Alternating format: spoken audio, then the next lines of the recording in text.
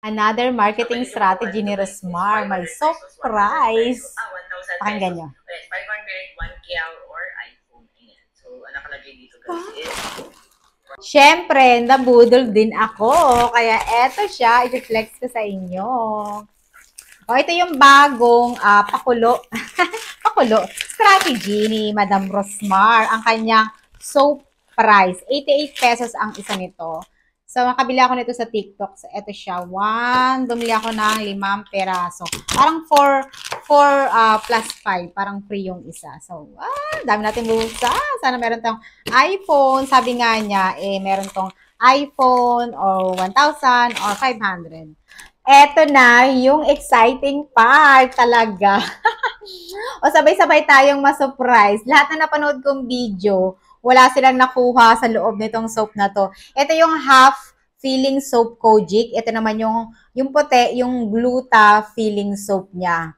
So, nasa loob daw yung pa-surprise. So, 8 pesos, parang sulit na rin siya. O, diba kasi mataba? Why not? Diba kung ginagamit nyo to, pwede naman. Pero kung bumili lang kayo nito para for the surprise, wag na lang. Kasi, chance lang ito. Ay, wala, day. Okay, isa wala. Yun lang gagawin mo. Half sa loob daw kasi yung surprise niya. May pa-iPhone. Ay, ito number 1. Sana naman lang kahit merong isa, kahit 500 pesos. Para sulit ito yung binayaran ko. So, exciting part. Huwag nyo masyadong hiwain. Baka kasi meron sa loob. Wala.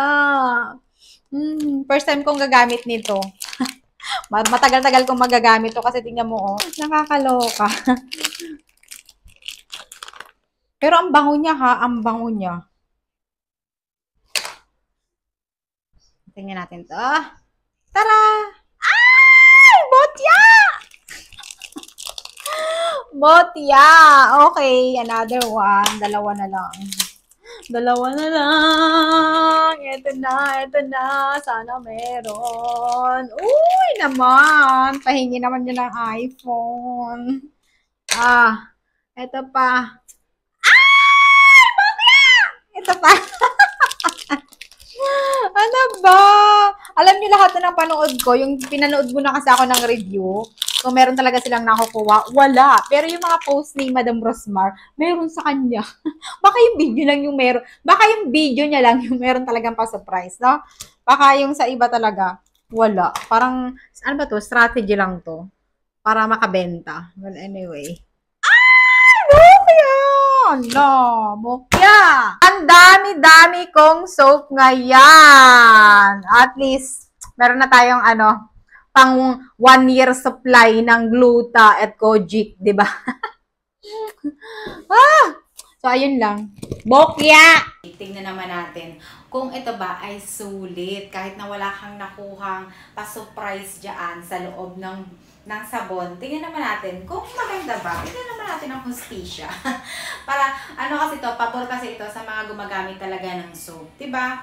May chance ka ng manalo at magagamit mo pa yung soap niya. Ito siya, nahati ko na siya guys lahat andito pa sa JNT. Kasi tingnan natin kung maganda ba siya sa katawan. Bali, gagamitin ko lang siya sa katawan. Hindi ko siya iiyakan sa mukha kasi yung mukha ko sensitive.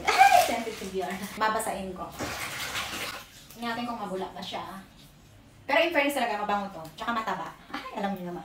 Mas gusto ko yung mataba. 88 pesos ang isa nito, yung may pa-surprise niya. In fairness, mabulak naman siya.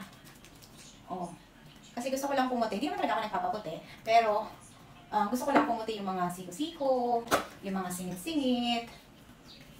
Tingnan natin sa kilikili. Baka naman meron pang pag-asa yung kilikili kong pumuti dito. Baka ito na yung hinahantay ko na makakaputi ang kilikili ko. Well, para sa akin, review ko dito. For me, sulit naman siya. Kasi diba, nakakatuwa din naman yung mag-unbox, diba? Aminin natin, nakaka-excite yun. At saka, mataba siya, saka mabula naman siya guys, diba? Sulit na rin siya. Ito naman sa paa. Mabula din talaga siya. Diba, mabula siya. Pero mabilis matunaw. Tingnan nyo. Malumiit agad. Tsaka ito yung tubig, Ito yung tubig. Tapos bababad ko lang muna to. Baka sakaling mag-feeling ako. baka biglang pumuti ang aking lens, di ba? Babad nyo lang ng konti. Babad muna natin. Gusto ko kasi yung mga peklat-peklat ko dito na mga nangingitim. Sana matanggal. Ayan, babad ko lang siya ng mga at least 10 minutes. Kasi ganyan yung tubig niya. Para tignan natin kung kung mamalat ako dyan. Kasi ano nga to, gluta feeling soap. Oh, mabula siya. I like it naman.